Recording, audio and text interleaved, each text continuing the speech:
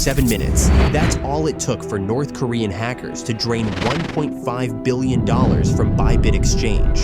Security teams watched helplessly as funds vanished, dispersing across thousands of anonymous blockchain wallets in an untraceable maze. This was no random attack.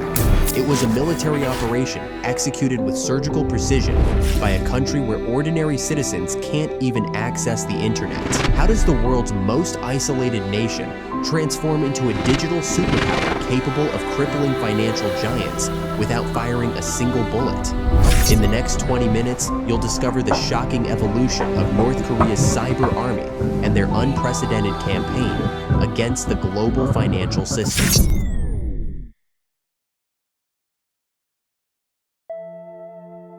What if the world's most talented mathematicians weren't working at Google or Goldman Sachs, but were instead locked away in a secretive nation-building weapons of mass digital destruction? This is the reality of North Korea's cyber warfare program, where mathematical genius is weaponized through one of the most systematic talent identification systems on Earth. In a country where electricity is a luxury and internet access virtually non-existent for ordinary citizens, the regime conducts nationwide mathematical testing starting with children as young as 11. The government has perfected a meticulous talent spotting pyramid that identifies mathematical ability from every corner of the impoverished nation, pulling promising minds into a completely different destiny. The contrast is striking. Most North Korean children sit in crumbling classrooms with tattered textbooks, learning basic arithmetic by rote. Meanwhile, the mathematically gifted are extracted like rare minerals from this educational bedrock, carefully separated and refined for the regime's purposes. While their former classmates' families struggle to find enough food, these selected few become valuable state assets. The most promising young mathematicians enter Kumsong 1 and 2 high middle schools in Pyongyang. These institutions function as mathematical talent factories under intense government oversight. Students face rigorous training in advanced concepts in facilities that, although joyless, it still represent luxury compared to standard North Korean schools. A former instructor who escaped described the progression. First year, pure mathematics, algebra, geometry, trigonometry at university level elsewhere. Second year, computational thinking and algorithm development. By the third year, they're solving complex cryptographic problems and learning about system vulnerabilities. The curriculum shifts from theoretical mathematics to practical computer science applications. The pressure on these students is immense. Their performance determines their entire future in North Korean society. Top performers advance to elite institutions like Kim Il-sung University and Kim Chek University of Technology, where their talents are channeled specifically toward computer science and hacking. But not everyone embraces this predetermined path. Ri Jong-yeol, the boy who represented North Korea at the International Mathematical Olympiad, winning a silver medal, an achievement celebrated by state media. But during a competition in Hong Kong in 2016, Ri made his escape. Despite being among the most privileged young North Koreans, receiving better food, housing, and education than 99% of his countrymen, he chose the uncertain path of defection.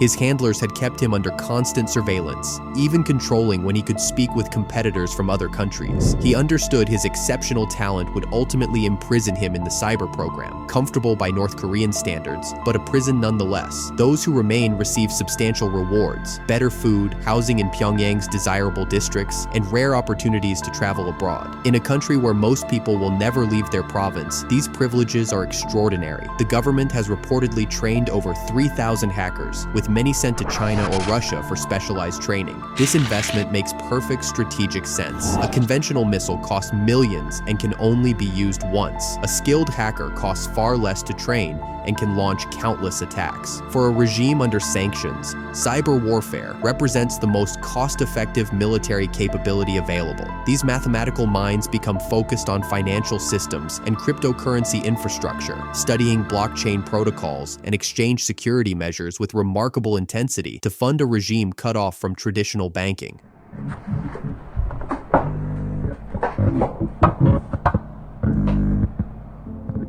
Through systematically nurturing mathematical talent, North Korea has transformed from technological backwater into cyber superpower, perhaps the most remarkable asymmetric capability developed by any nation in recent history. While North Korea was secretly cultivating its mathematical prodigies, they were simultaneously transforming these talented minds into something far more sinister. In 2014, Sony Pictures employees arrived at work to discover their computers had been completely hijacked. Their screens displayed glowing red skeletons alongside a chilling message. "We've already warned you. We've obtained all your internal data." This was the dramatic coming out party of what cybersecurity experts would soon recognize as one of the most dangerous digital threats on Earth, the Lazarus Group. Operating under North Korea's military intelligence agency, the Reconnaissance General Bureau, these digital phantoms represent the ultimate weaponization of the regime's mathematical talent pipeline. The most promising students from North Korea's elite mathematics programs are systematically recruited into cyber operations, creating an elite hacking unit with extraordinary capabilities. But what makes Lazarus truly remarkable is their unlikely origin story. They emerged from a nation where most citizens have never touched a computer, yet they've built capabilities that rival those of major global powers. The Sony attack caused between $35 million and $85 million in damages, revealing a disturbing truth. Investigators discovered Lazarus had been inside Sony systems for over a year before striking. They operated as patient digital specters, methodically mapping networks and gathering intelligence in complete silence before unleashing their devastating attack. Their ambition reached new heights with the 2016 Bangladesh bank heist. Lazarus penetrated the Central Bank of Bangladesh and attempted to transfer $951 million from their account at the Federal Reserve Bank of New York. Only a series of lucky coincidences prevented this from becoming history's greatest bank robbery. Even so, they escaped with $81 million, demonstrating their ability to execute complex financial operations against supposedly secure systems. The Lazarus Group's operational methods are characterized by meticulous planning, one security expert noted. They often study their targets for months before executing attacks. This methodical approach allows them to gain complete system access long before anyone detects their presence, making them virtually undetectable until they choose to strike. Their evolution reveals North Korea's cyber strategy, initially relying on basic distributed denial-of-service attacks. Within just a few years, they developed sophisticated capabilities, including zero-day exploits and custom malware designed specifically for each target, showcasing the rapid technical growth of their operations. This transformation would be impressive for any hacking group. For one operating from North Korea, it's extraordinary.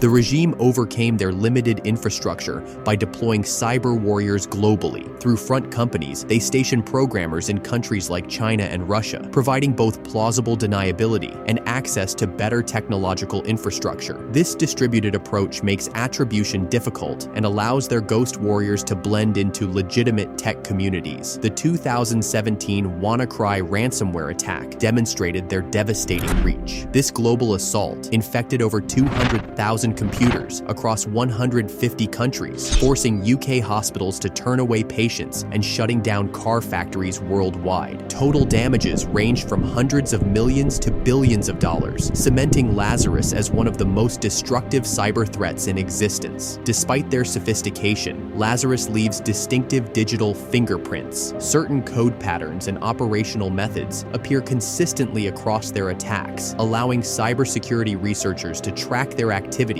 with increasing accuracy over time. The US government has officially attributed multiple high-profile cyber attacks to the Lazarus Group, highlighting their role in funding North Korea's nuclear and missile programs. These digital heists represent a strategic asymmetric capability, allowing a sanctioned, strangled nation to access hard currency while avoiding conventional military confrontation. As devastating as WannaCry and the Bangladesh bank heist were, they pale in comparison to what happened on February 21st, 2025. The ByBit cryptocurrency exchange, one of the industry's largest players, was about to become the victim of the most meticulously orchestrated digital robbery in history, a $1.5 billion theft executed in less time than it takes to watch a YouTube video. That morning began like any other at ByBit's Security Operations Center. Staff prepared for a routine transfer from the exchange's Ethereum cold wallet to its hot wallet, moving assets from ultra-secure offline storage to more accessible wallets for day-to-day transactions. The security team had performed this operation countless times, following established protocols with multiple verification steps. The Lazarus group had been lurking in their systems for months, silently watching and waiting for this moment.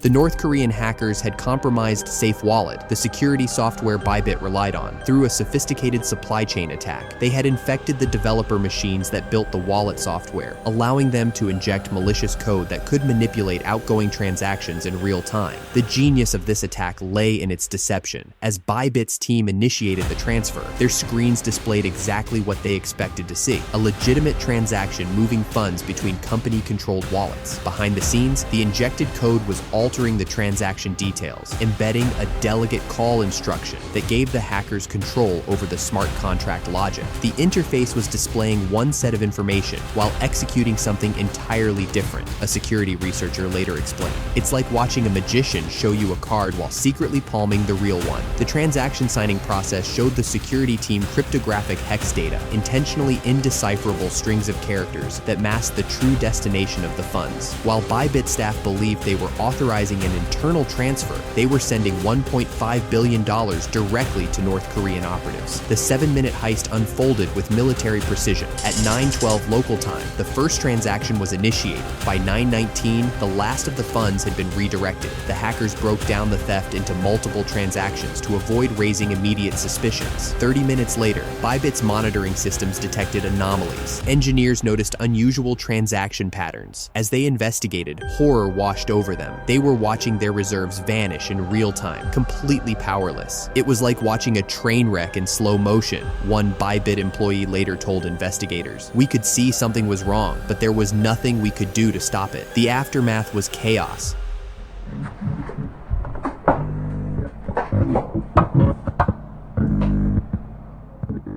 ByBit's team launched a frantic investigation while trying to contact other exchanges to freeze addresses associated with the stolen funds. They secured emergency liquidity, raising 447,000 Ethereum through loans to reassure users that the exchange remained solvent despite the theft. Their collaboration with blockchain forensics teams did manage some small victories. Over $40 million of the stolen funds were frozen within 24 hours, but this represented just a fraction of the $1.5 billion haul. What makes this attack remarkable is that it succeeded by exploiting the gap between human perception and machine execution. The hackers didn't break encryption or force their way through firewalls. They created an illusion, showing humans what they expected to see, while machines executed the actual theft underneath. This attack represented the convergence of technical sophistication and psychological manipulation, a digital sleight of hand performed with mathematical precision. The North Korean hackers had created the perfect crime, a billion-dollar heist executed remotely, requiring no physical presence, no weapons, and no direct confrontation. But stealing the money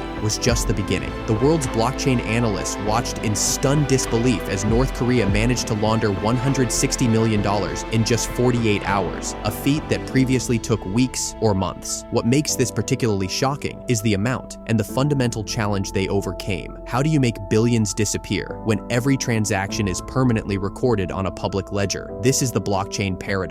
Cryptocurrency transactions are simultaneously the most transparent financial system ever created, with every transfer visible to anyone, and yet potentially the most anonymous if manipulated correctly. The moment ByBit discovered the theft, a global race began. The hackers needed to convert the stolen funds into untraceable assets before exchanges could blacklist their addresses. Investigators scrambled to follow the digital breadcrumbs. The North Korean operatives deployed the flood the zone strategy, revealing both technical sophistication and meticulous planning. They fragmented the stolen cryptocurrency across thousands of different wallets and blockchains, creating a dizzying maze that overwhelmed tracking systems. Imagine trying to follow someone through a crowded street, only to discover they've sent hundreds of similar-looking decoys in all all directions. Traditional blockchain analysis tools excel at following linear trails, but falter when that trail splinters into thousands of parallel paths. The technical execution unfolded in precise phases. First, the hackers divided the stolen Ethereum among multiple wallets, creating initial confusion. Then, by converting Ethereum to Bitcoin to numerous smaller altcoins, they created critical breaks in the audit trail. Each conversion erased another fingerprint. Their most sophisticated technique leveraged decentralized exchanges and cross-chain bridges. Unlike centralized exchanges requiring identity verification, decentralized platforms operate without human oversight. The hackers executed thousands of rapid trades beyond regulatory reach. Cross-chain bridges then allowed them to move assets between entirely different blockchain networks that conventional tracking tools couldn't follow. Notably, they abandoned traditional cryptocurrency mixing services. Instead, they created their own ad hoc mixing solution through sheer volume and complexity of transactions. The speed and coordination suggests something far more sophisticated than a hastily assembled plan. Security experts believe North Korea has either built specialized laundering infrastructure, possibly maintaining relationships with thousands of pre-established wallet addresses, or developed partnerships with criminal networks capable of processing enormous volumes of cryptocurrency within hours. The international response mobilized immediately. Cryptocurrency exchanges implemented emergency protocols. Blockchain analytics firms worked around the clock. Law enforcement agencies from multiple countries formed rapid response teams. Yet the digital tidal wave had already crested. Analysts described watching the funds move as trying to count raindrops in a hurricane, possible in theory, overwhelming in practice. ByBit countered with the Lazarus bounty program, offering a 10% reward for recovered assets. This created financial incentives for exchanges, bounty hunters, and reformed hackers to join the search. Small fractions were recovered, but these wins were minimal against the massive losses. The true achievement of the North Korean operation was successfully converting a significant portion of $1.5 billion